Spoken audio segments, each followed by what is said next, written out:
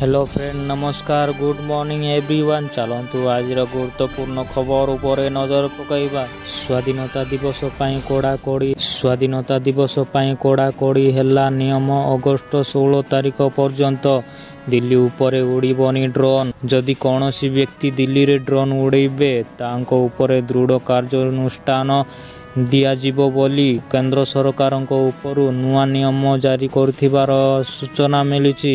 परवर्ती खबर अनुसूचित जाति और अनुसूचित जनजाति को नहीं सुप्रीमकोर्ट एक बड़ राय शुणाइचंती। एससी एसटी श्रेणी को राज्य माने उच्च वर्गीकृत करिवे, अर्थात राज्य सरकार चाहिए सेमानकु एबे उपर वर्ग को नहीं पारिबे बोली सुप्रीमकोर्ट कहिथिबार खबर मिलिछि। परवर्ती खबर नुआ संसद भवनर छाତରେ लिकेज होई पानी गलिला, मोदी को विरोधी कले कारण गत वर्ष नुआ संसद भवन निर्माण होइथिला किंतु एबे नुआ संसद भवनरू पानी गलुची, जहारी फल मोदी सरकारଙ୍କ द्वारा देश रे दुर्नीति और भ्रष्टाचार होउची बोली विरोधी माने नरेंद्र मोदी को टार्गेट करी कहिथिबार खबर मिलिछि। परवर्ती खबर इजराइल को सुरक्षा देवा पाई अमेरिका तत्पर, मध्य प्राच्य रे मुतयन कला 12 युद्ध पथ